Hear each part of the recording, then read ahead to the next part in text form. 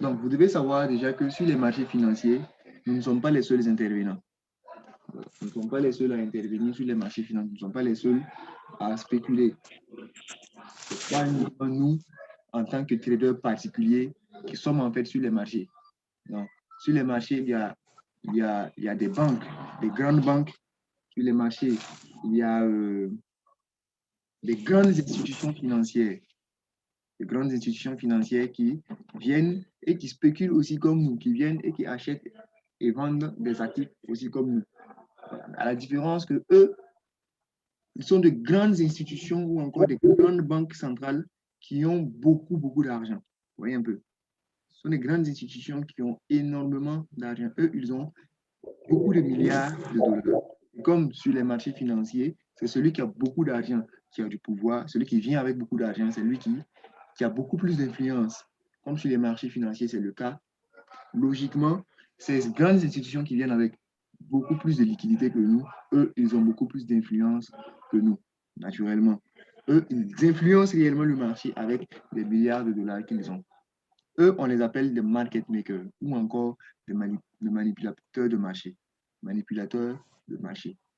Leur rôle, c'est de venir créer des situations pour piéger la plupart des traders particuliers.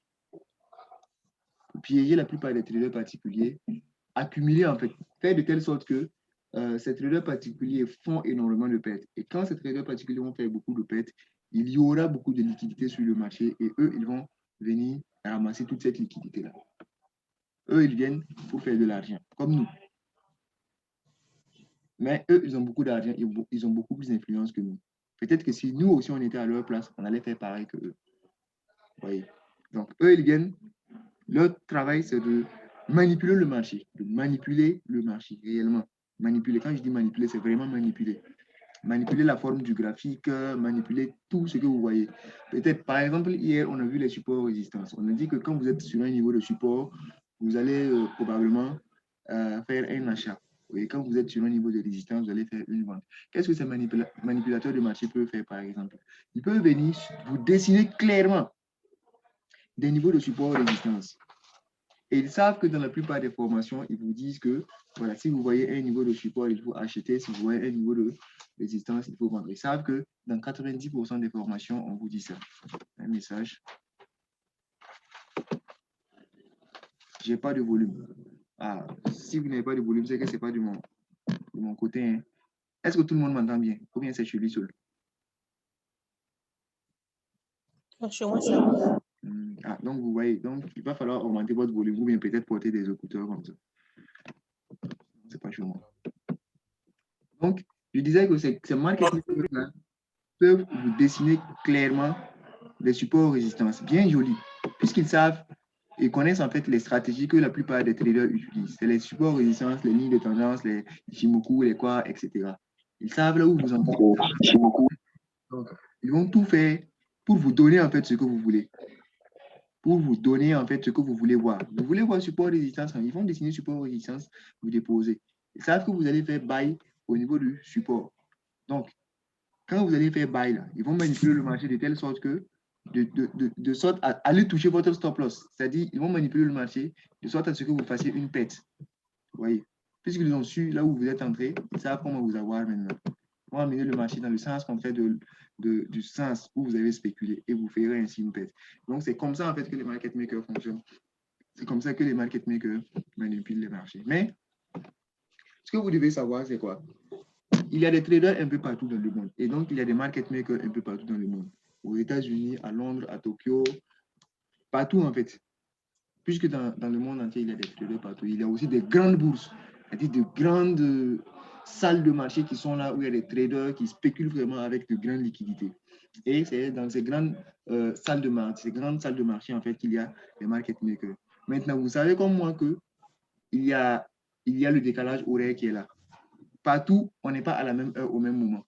Pendant que peut-être ici, c'est la nuit, ailleurs, il sera peut-être en train de faire jour. Donc, ces différentes salles de marché, ces différentes bourses-là ne fonctionnent pas en même temps, ne fonctionnent pas au même moment. Ils ne fonctionnent pas au même moment, en fait. Donc, ce qui fait qu'ils ont besoin d'utiliser une stratégie commune, en fait. Puisqu'ils sont dans des localités différentes, ils ont besoin d'utiliser quand même une même technique pour être en harmonie. Pour être en harmonie les uns avec les autres. Vous voyez un peu, non? C'est pourquoi, en fait, ils ont une stratégie commune avec laquelle ils travaillent. Et c'est cette stratégie commune, en fait, que nous allons voir. Comment les market makers eux-mêmes trade, comment eux-mêmes ils arrivent à manipuler les marchés et ainsi à faire en sorte que la plupart des traders perdent leur argent. Et donc, quand nous aurons vu cette stratégie, nous serons capables d'entrer au même moment que ces market makers-là, de pouvoir sortir au même moment que ces market makers-là. Et puis, voilà, ainsi faire le plus de gains possible. Donc, ce que vous devez savoir, là maintenant, je vais entrer pleinement dans comment on a l'analyse technique, dans la stratégie. Ce que vous devez savoir à la base, c'est que depuis plusieurs années, depuis même que le marché existe, vous devez savoir que c'est la même chose en fait qui se dessine sur le marché. C'est la même chose. C'est un peu comme une répétition de la même chose en fait. Seulement, il faut avoir l'œil en fait. Il faut être quand même pour pouvoir voir ça. Sinon, c'est la même chose en fait qui se répète. Donc, on parle de cycle en fait. Un cycle, c'est quoi? Un cycle, c'est quelque chose qui se répète. Un cycle, c'est quelque chose qui se répète pendant un temps donné, un certain temps donné. Ouais. Donc, ici, on va entendre parler de cycle de jour. Cycle de jour parce que les jours se répètent. On va entendre parler de cycle de semaine, le cycle de mois, le cycle d'année, etc. C'est bon? Mais un cycle, c'est quoi? Un cycle, c'est un mouvement, en fait. Un mouvement qui se répète.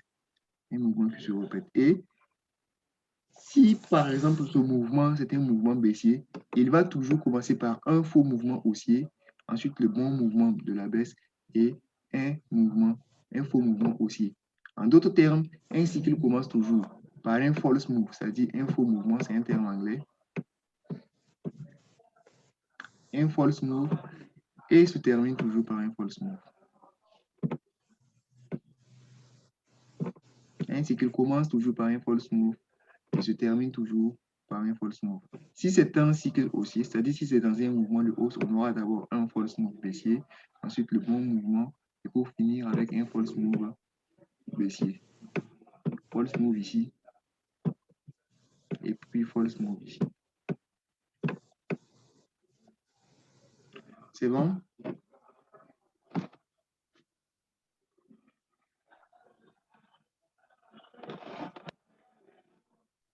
Un instant, je vais...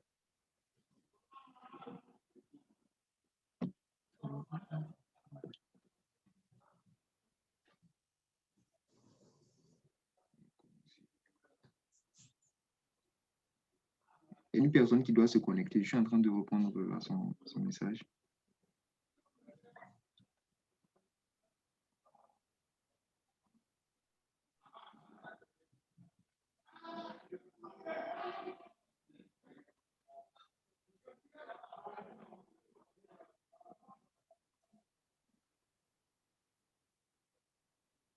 Excusez-moi un instant, je suis en train de répondre à quelqu'un qui veut se connecter, quoi.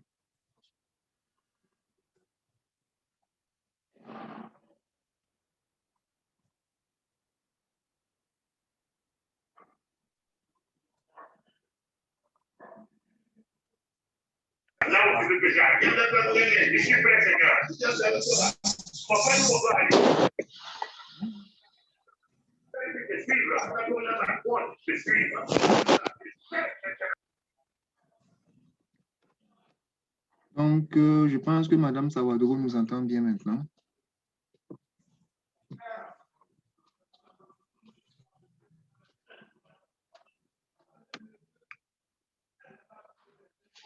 C'est bon?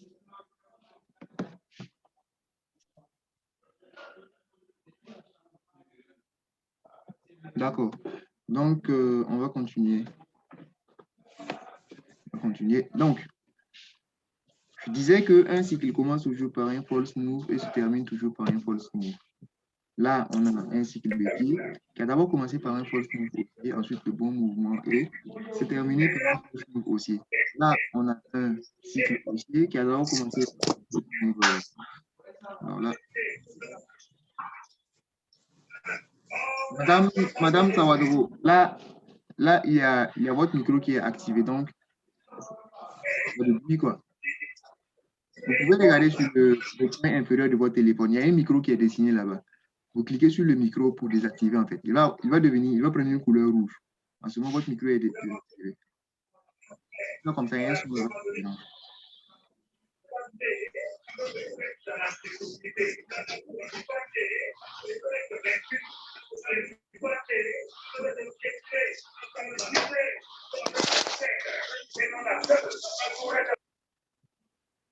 OK. Maintenant, comme je l'ai dit, il y a des cycles de jours, il y a des cycles de mois, il y a des cycles d'années, etc. C'est bon? Donc, puisque naturellement, dans une semaine, il y a des jours, comme on appelle, dans une semaine, vous allez avoir des jours. Et donc, logiquement, dans un cycle de semaine, vous allez forcément avoir des cycles de jours, puisque un jour, c'est un cycle, une semaine, c'est un cycle. Et si dans une semaine, il y a des jours, il y a plusieurs jours, donc dans un cycle de semaine, on va avoir plusieurs cycles de jours. Donc, on peut avoir quelque chose comme ça. Si nous sommes dans un cycle de semaine comme ça, c'est-à-dire false move, là. False move haussier, le bon mouvement de baisse, et ensuite false move haussier encore. Là, c'est comme un weekly cycle. C'est-à-dire ça se passe en une semaine. Tout ça. C'est bon? Qu'est-ce qui va se passer? Déjà, dans ce mouvement-là, on a lundi, on a mardi, on a mercredi, on a jeudi, on a vendredi. C'est bon? Là, c'est lundi. Là, c'est le mardi. Là, c'est le mercredi. Donc, de façon théorique, en fait, par défaut, et l'exemple, je vais prendre le lundi comme le début du cycle et le vendredi comme la fin d'un cycle. Mais ça ne veut pas dire que les cycles commencent toujours un lundi. Non. Vous allez avoir des cycles qui vont commencer jeudi, vous allez avoir des cycles qui vont commencer mercredi ou n'importe quel autre jour de la semaine. Voilà, mais là, c'est pour l'exemple que je prends en fait. Je vais prendre le début du cycle. Je vais prendre lundi pour le début du cycle et vendredi pour la fin. C'est bon? Donc, là, vous avez les différents jours qui composent la semaine. Le dimanche, il n'y a pas le samedi et le dimanche parce que samedi et dimanche, les marchés financiers sont fermés. Donc, le lundi que vous voyez ici, lui aussi, il a un cycle. Mais j'ai dit quoi? Un cycle commence toujours par un faux mouvement et se termine toujours par un faux mouvement. Ce qui va faire que là, le lundi, on a un mouvement de hausse. Ça signifie simplement que pour ce lundi-là, on a d'abord eu un mouvement de baisse, un faux mouvement de baisse. Ensuite, la bonne hausse, c'est-à-dire le bon mouvement de lundi et ça va se terminer par un faux mouvement de baisse. C'est bon? Là, le mardi, on a quoi? On a un mouvement de baisse qui est le bon mouvement. Et ça signifie que pour la journée du mardi, on a d'abord eu un false move aussi, ensuite le bon mouvement est fini par un false move. Mercredi aussi, pareil. False move, le bon mouvement est fini en jeudi aussi. Et vendredi, on a un mouvement haussier, donc on va forcément avoir un faux mouvement de baisse, ensuite le bon mouvement est terminé par un faux mouvement de baisse. Là, c'est bon. Maintenant, vous voyez un peu plus en détail, et là, on a un peu plus en détail le cycle de la semaine. On voit le cycle de la semaine un peu plus en détail. Là, vous avez un M, vous avez un premier niveau de chute, un deuxième niveau de chute, un troisième niveau de chute. Là, vous avez un W. Si c'était pour un mouvement haussier,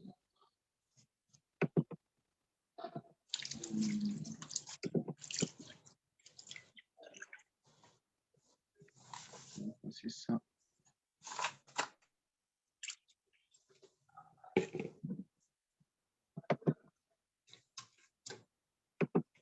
Si c'était pour un mouvement de hausse, on allait avoir, je vais dessiner ça ici, on allait avoir W, le W d'abord, ensuite le premier niveau de hausse, ensuite le deuxième niveau de hausse, troisième niveau de hausse, et on a le M. Mais là, l'exemple, c'est pour la baisse. Maintenant, qu'est-ce qu'on va voir maintenant? Le premier niveau de hausse que vous avez ici, là, de baisse que vous avez ici, là, celui-là, on va appeler level 1. On va l'appeler level 1. Pour ce premier niveau de baisse. Ce deuxième niveau de baisse là, on va l'appeler level 2. Ici, Level 3.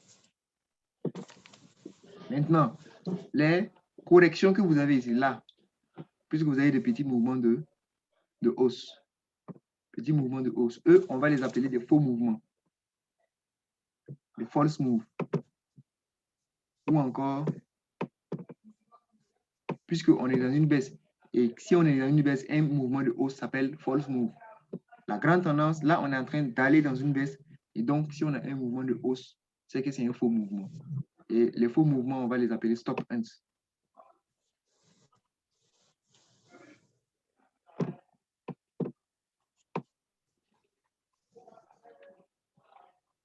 Stop hands. C'est bon? C'est-à-dire chasse au stop. Chasse au stop, parce que c'est ce que les market makers font. Les market makers sont en train de chasser les stop loss. Les stop loss, c'est ce que vous placez pour limiter votre perte, pour ne pas perdre beaucoup d'argent. Voilà, donc l'idée est qu'ils vont faire des faux mouvements pour vous amener à faire beaucoup de pertes. C'est bon? Là, vous avez le M ici et le W. Les stop ends là, on va les appeler des A en fait, parce que ça ressemble un peu à des A. Là, vous avez un A. Vous avez un A ici pour les stop ends. Donc, c'est un peu comme si on avait. Et le tout, en fait, tout ça, ça s'appelle structure. Tout ça, ça s'appelle une structure. Une structure de level 1, level 2, level 3, une structure de 3 levels. Donc, une structure est toujours composée de 3 levels. Toujours, c'est toujours level 1, stop and, level 2, stop and, level 3. Donc là, pour un peu résumer, on peut dire que cette structure est sous la forme M, A, A, M, A, W. C'est bon? Pour une structure, ça signifie, quand on dit M, A, W, ça signifie en fait structure baissière. C'est bon? Et là, pour la structure haussière, c'est W, V, V, M. W, V ici, et puis M. Donc, quand on dit W, V, V, M, c'est pour dire structure haussière. Et quand on dit M, A, W, c'est pour dire structure baissière. C'est bon? Est-ce qu'il y a des questions?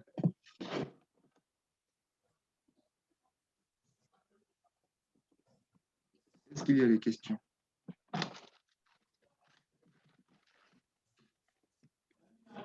Madame Savadoro qui vient de nous rejoindre, est-ce que vous avez une question? Si vous voulez parler, vous regardez sur votre écran, il y a un micro qui est dessiné là-bas de couleur rouge. Si vous cliquez dessus, vous activez comme ça, vous activez votre micro pour pouvoir parler.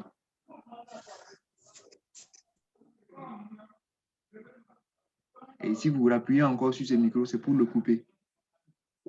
J'espère que tout le monde maîtrise ça.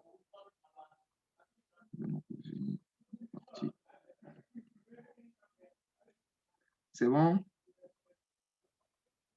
Ok, donc s'il n'y a pas de questions, on va continuer. Est-ce que chez tout le monde, c'est bon? Si vous ne comprenez pas quelque chose, c'est mieux de signaler. Là, on est en train de voir la phase théorique. Bientôt, on va arriver à la phase pratique. C'est là-bas que vous allez voir tout ça en fait sur le graphique. Mais déjà, si vous ne maîtrisez pas en fait cette partie de théorie-là, vous n'allez pas pouvoir vous en sortir dans la pratique. C'est bon? D'accord, si tout le monde a compris, pas de souci.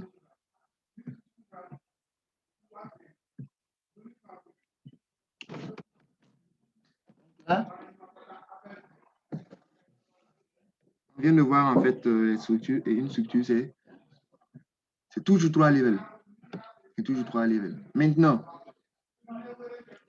pour faire tous ces mouvements-là, ce sont des liquidités que les market makers investissent. Bon, le zoom reste 10 minutes. Pour faire tout ça, c'est des grandes liquidités que les market makers viennent mettre. C'est bon?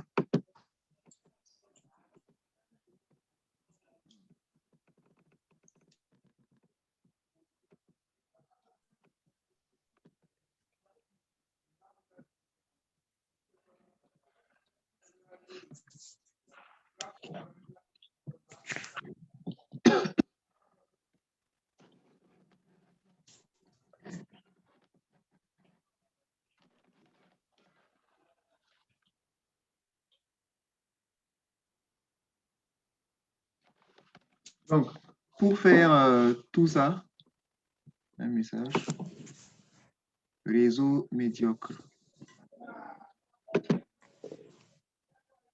Vous n'entendez pas très bien? Le réseau est bon chez moi. Hein.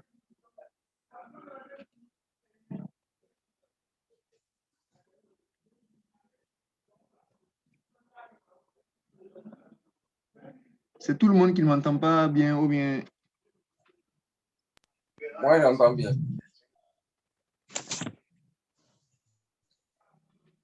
OK. Oui, ça va. C'est moi aussi, ça va. OK.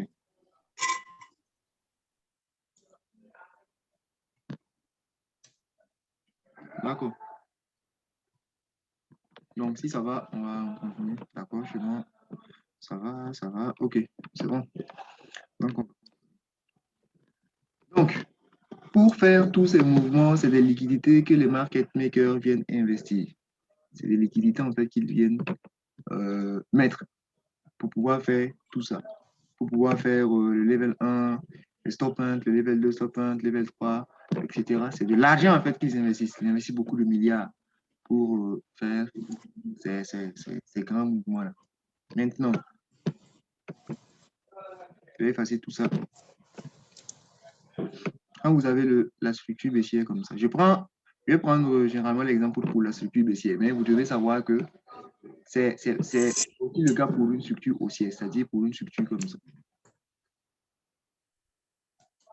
C'est bon? Donc, les market makers, quand ils viennent pour investir, comme on appelle, pour dessiner une structure, ils vont venir avec une quantité de liquidité donnée. C'est bon? Maintenant, on était par exemple peut-être dans une hausse comme cela. Donc, les market makers, quand ils vont venir, ils vont avoir besoin de renverser, par exemple, une tendance, de renverser le sens du marché, en fait, pour pouvoir dessiner leur structure. Donc, en ce moment, ils auront beaucoup plus besoin, d'investir beaucoup plus de liquidités, en fait, pour pouvoir initier, en fait, cette structure-là. Ce qui fait que, d'habitude, quand ils viennent avec une quantité de liquidité donnée, ils vont mettre beaucoup plus d'argent au début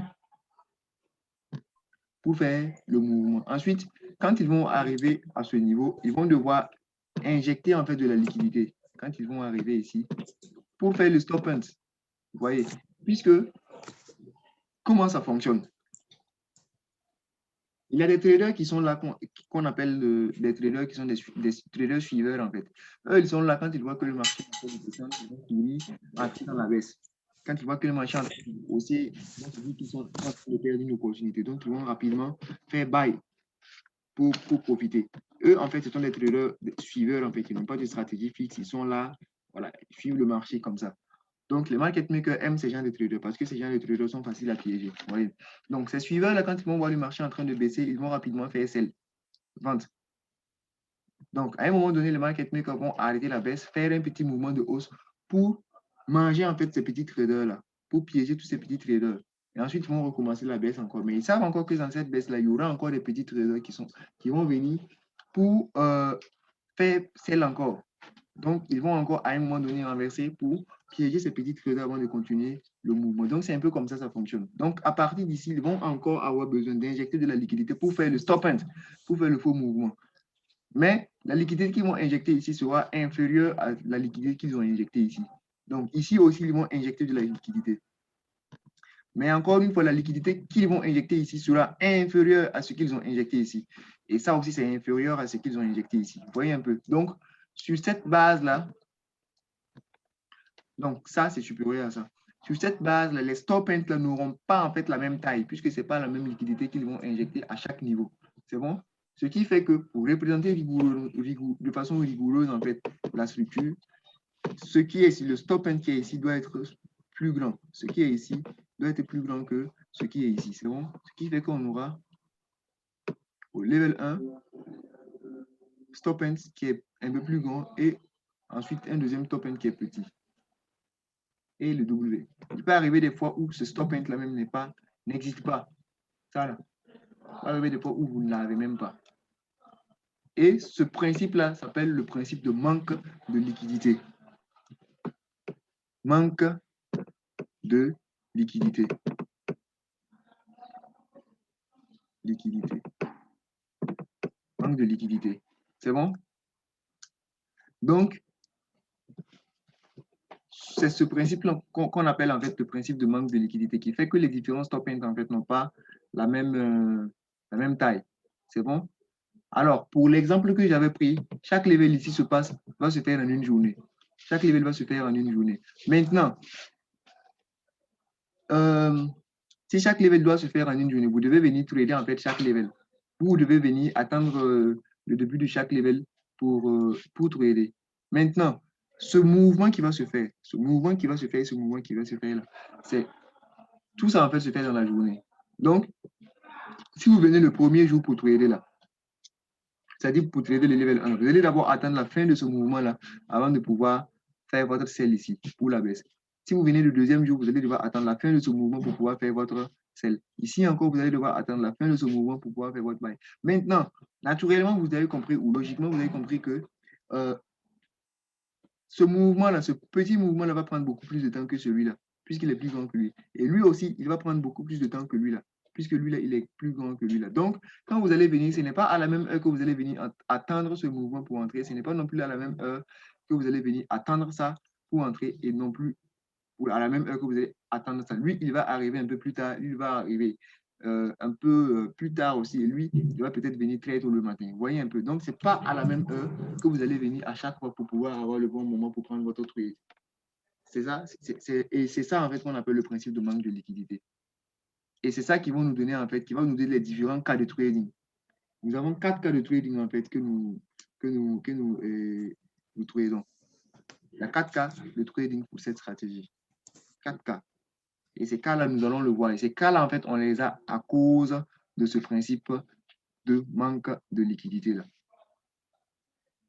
Donc, il y a trop d'informations. Je sais qu'il y a beaucoup de choses nouvelles en fait qui viennent. Donc, on va aller mollo, puisque je sais qu'il y a beaucoup qui sont carrément nouveaux. Donc, on va aller mollo comme cela pour que vous puissiez assimiler. Pour ne pas tout vous donner en même temps, là, ça va être difficile à digérer. Et puis voilà, à la fin, ça ne va pas donner un bon résultat. Donc, s'il n'y a pas de questions, voilà, on va arrêter pour que vous puissiez digérer ça d'abord. Et demain, on va encore revenir avec de nouvelles choses. C'est bon? Est-ce qu'il y a des questions? S'il y a des questions, moi, je sais que tout ce qu'on est en train de voir, c'est très nouveau. C'est nouveau. Maintenant, les vidéos que j'avais envoyées dans le groupe, là, n'hésitez pas à aller les regarder. C'est un fichier zippé que j'avais envoyé. Un fichier qui est zippé. Si vous mettez sur votre ordinateur, vous décompressez, voilà, vous allez avoir 7 vidéos au total. Et c'est la formation complète qui est là-bas. Si vous voulez vous suivez tout, si vous voulez vous suivez au fur et à mesure avec nous, en fait, avec ce qu'on est en train de voir actuellement. Mais il faut les suivre. Si vous ne savez pas comment décompresser, il suffit de m'écrire seulement, je vais vous expliquer comment ça se passe. Comment décompresser. Puisque j'ai tout réuni en un seul fichier. Donc, il va falloir décompresser. Est-ce qu'il y a des questions pour ce qu'on vient de voir aujourd'hui? Pour moi, c'est bon. D'accord, super. Donc, s'il n'y a pas de questions, on va... Chez moi, ça ne va pas. Ça ne va pas. Est-ce que c'est quoi la question? Allô? Oui, on vous écoute. Il y a 5 minutes de cela, je n'arrivais pas à suivre. Pour problème de réseau, quoi. Puisque je vois que le réseau était tellement faible chez moi. Ah, d'accord. Donc, il y a 5 minutes de cela, je n'arrive pas à suivre les dessins et puis voilà. Mais vous avez les vidéos que j'ai envoyées dans le groupe là. Est-ce que vous avez ça, non?